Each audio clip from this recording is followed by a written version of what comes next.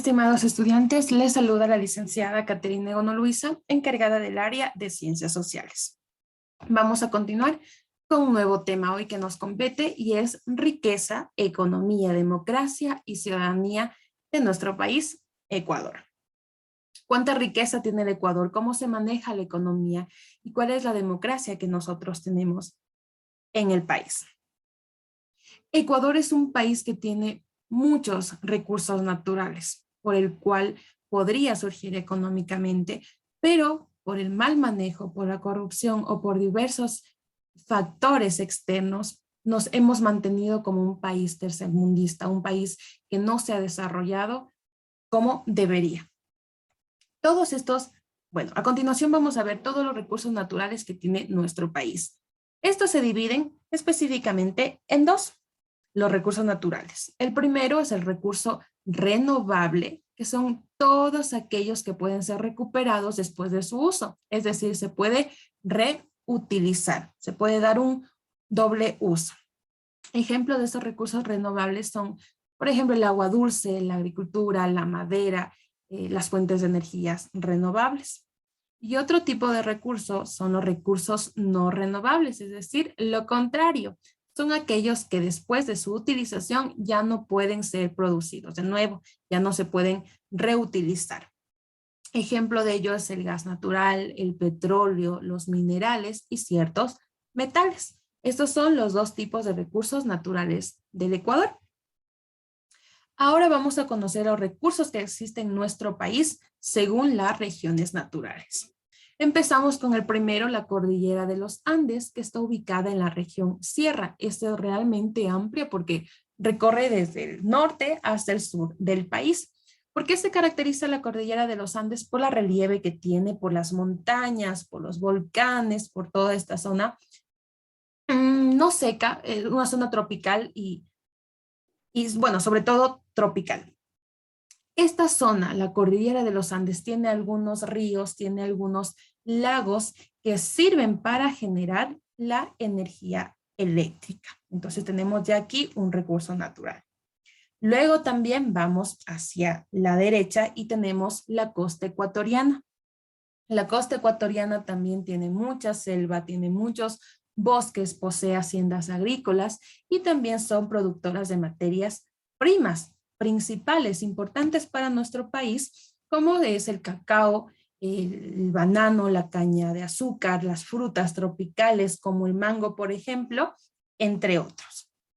Continuemos hacia la derecha de nuestro país y llegamos a la selva amazónica.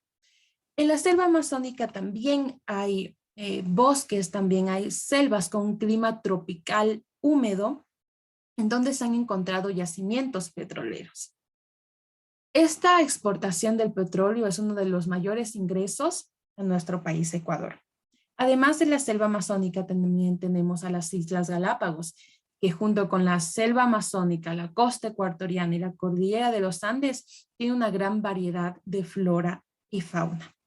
Tan importante son las Islas Galápagos, no solo para nuestro país, sino para el mundo entero, que la UNESCO declaró como Patrimonio Natural de la Humanidad.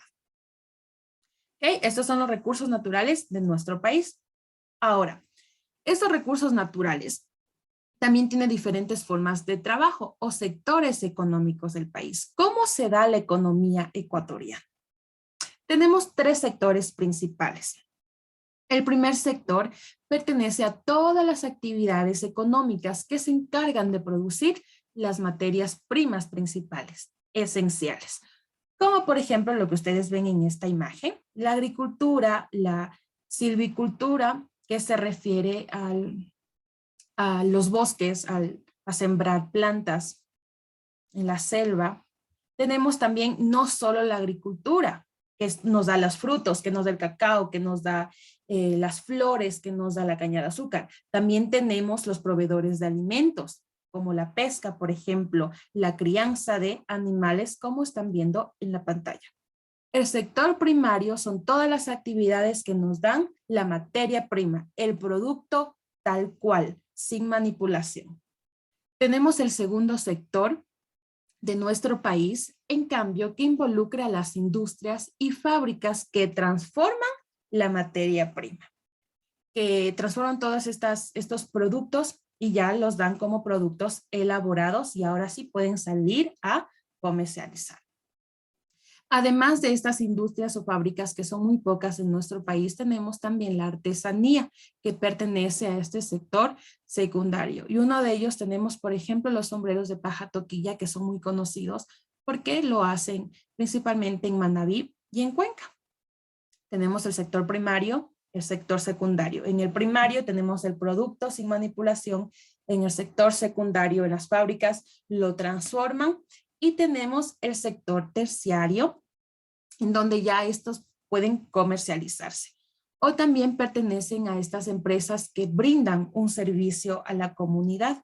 Empresas, microempresas, servicios públicos, medios de transporte, comunicaciones, hotelería, entidades financieras, entre otras. Estas empresas generalmente son atendidas por el Estado o por pocos sectores privados de la economía nacional.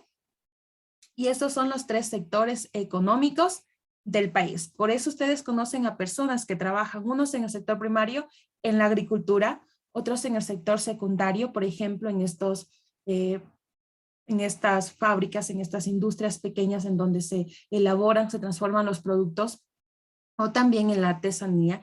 Y tenemos en sectores terciarios personas que trabajan, por ejemplo, en empresas públicas o empresas privadas. Es importante mencionar que existen factores que influyen para cómo nosotros, las personas ecuatorianas, podemos pertenecer a estos sectores económicos. Uno de ellos es la clase social al que nosotros pertenecemos. Si pertenecemos a una clase social baja, pues vamos a estar en un sector primario que es la agricultura. Si pertenecemos a una clase social alta, incluso nosotros podemos ser este sector privado, dueños de estas empresas que dan trabajo a otras. Además de la educación. ¿Okay? Y vamos a continuar. Entonces, en pocas palabras, nos hemos dado cuenta que hay tres factores importantes de la economía ecuatoriana: la agricultura, la industria y el comercio. Brevemente, la agricultura es la base del modelo económico de la nación. Por eso siempre se han preguntado, ¿los recursos naturales de un país es lo que da su nivel de desarrollo? Nosotros tenemos muchos recursos naturales que si serían realmente aprovechados, nosotros seríamos, un país desarrollado. Llegaríamos a ser un país con mucha economía. Sin embargo, por el mal manejo de estos recursos, por la corrupción, nos quedamos siendo un país tercermundista. Por eso nos quedamos solamente como el trabajo principal, la agricultura. Ahora, según nuestro clima, según nuestra geografía, según nuestras regiones, nosotros podemos sembrar y cultivar diferentes productos como el cacao, por ejemplo, las flores o la caña de azúcar. Además de la agricultura, tenemos la ganadería, la crianza de animales, que nos dan los alimentos como los huevos, la carne, los lácteos, etc. La industria, que es otra forma de trabajo del Ecuador, dependen de las materias primas, como ya lo mencionamos. Depende de los trabajos del cacao, depende de las carnes. Los recursos no agrícolas como la minería, el petróleo, la madera, las fuentes de energía, los servicios básicos pertenecen a la industria. Por otro lado, la industria textil también utiliza materias primas como la lana y el algodón, pero también en la parte costera, en la zona de la costa del Ecuador, también existe la industria camaronera y de pescadería. Finalmente tenemos la otra forma, que es el comercio, que siempre va a depender de la oferta y demanda, tanto aquí dentro de nuestro país como en el exterior, para de acuerdo a eso poder exportar nuestros productos. En la historia han existido varios auges, es decir, varios momentos en donde estos productos han sido muy demandados y por ende ha entrado mucho dinero al país, a nuestro país Ecuador. Uno de ellos ha sido el caucho, el petróleo, el cacao y el banano. Sobre todo las flores que se exportan a todas las partes del mundo. El mayor puerto comercial del Ecuador queda en Guayaquil, que se concentra más del 70% de exportaciones e importaciones del país. Y esa ha sido la riqueza que nosotros conocemos, los diferentes recursos naturales que nuestro país tiene, la economía del país, la agricultura, la industria, el comercio, cómo se trabaja en el Ecuador. Ahora vamos a conocer la democracia, libertad y justicia social. ¿Qué es democracia primero? La democracia es un sistema político o una forma de organización social que funcionan en las naciones republicanas. Un gobierno democrático no se debe centrar, no se debe concentrar en el poder de una minoría o no se debe concentrar en las autoridades. Un gobierno democrático se centra en el poder del pueblo total, de la voz del pueblo.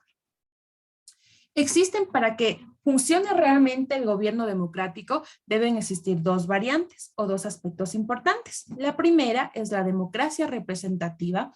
¿De qué se trata esto? Cuando nosotros, el pueblo, designamos o ponemos en el lugar a las autoridades, para que las autoridades tomen las decisiones más importantes o tomen las decisiones convenientes para nuestra nación, por medio de mecanismos como son las elecciones presidenciales, por medio del voto electoral. Esa es la primera, la democracia representativa. La autoridad que nosotros pusimos toma las decisiones. Pero también tenemos la democracia participativa. Es aquella que exige la participación y responsabilidad de todos los ciudadanos, es decir, de todos nosotros que formamos este pueblo, tenemos el derecho a tomar ciertas decisiones de nuestro país. Y esta democracia participativa funciona mediante 4 mecanismos de participación popular. Y estos 4 mecanismos se ha aplicado, o nosotros los ecuatorianos lo hemos puesto en práctica. Tenemos el primero, que es el referéndum. El pueblo toma la decisión de aprobar o rechazar una propuesta establecida por el Estado. Un segundo mecanismo de la democracia participativa es el plebiscito. El pueblo tiene la última palabra en la aceptación de una nueva reforma constitucional o propuesta de ley. ¿Lo acepta o no? Esa es la mayoría del pueblo. Iniciativa popular. Tenemos este tercer mecanismo en donde los ciudadanos organizados pueden hacer propuestas de leyes nuevas y para derogar una ley obsoleta. Finalmente tenemos revocatoria del mandato. Permite destituir del poder o derrocar a un líder electo antes de terminar su periodo de gobierno. Ahora, nosotros como ciudadanos podemos hacer esto, pero debemos hacerlo con responsabilidad. En el Ecuador se ha podido hacer, pero esto no se lo hace porque se quiere, sino por algunas razones. Una de estas razones es cuando los gobiernos hayan sido dictadores, cuando el poder se centre únicamente en la autoridad, en el presidente, y no se escuche la voz del pueblo. O sobre todo cuando el presidente haya hecho ciertas propuestas, pero al final no las están cumpliendo. Entonces ahí el pueblo se une, sale a luchar, sale a protestar hasta lograr con este cuarto mecanismo. Todas estas libertades, toda esta democracia, todos estos derechos que hoy en día los ciudadanos tenemos, no se ha hecho de forma fácil. Se ha tenido que hacer algunas luchas, algunas revoluciones para lograr tener esto. Ahora, es importante mencionar que así como nosotros tenemos derechos, también tenemos responsabilidades. Para el efecto eficaz de estos derechos es preciso, es importante que nosotros como personas, como ciudadanos, sepamos cuáles son nuestras obligaciones, como ser miembros activos de la sociedad, respetar, hacer valer los derechos constitucionales para así poder formar o forjar una mejor sociedad. Igualdad, libertad y justicia. Estos 3 aspectos son importantes porque siempre se ha querido buscar esto. Durante las luchas sociales, durante las luchas de la humanidad, se ha querido buscar estos 3 puntos. Sin embargo, en el pasado, cuando el sistema era monárquico, es decir, los reyes eran los actuales presidentes, aquí en este punto, en este pasado, fue la base de muchos individuos estén por encima de otros, que los individuos de clases sociales bajas sean vistos como incluso no seres humanos. A partir de esto se generaron numerosos problemas sociales, como el racismo por el color de piel, el machismo, la explotación laboral, el materialismo, la explotación sexual incluso. Entonces, por estas razones no hay una libertad como se quiere, no hay una justicia o igualdad. Todas estas violaciones de derechos tienen su origen en el dominio y abuso del poder. Por eso no puede existir libertad sin equidad. Mientras no haya equidad, mientras no haya igualdad, no va a haber una justicia, no va a haber una libertad. Sin igualdad no se puede existir libertad. Y este ha sido el tema de hoy. Si tienen alguna pregunta, me lo pueden hacer por favor por WhatsApp o por la plataforma. También estaré enviando la tarea. Muchas gracias por su atención. Que tengan buen día.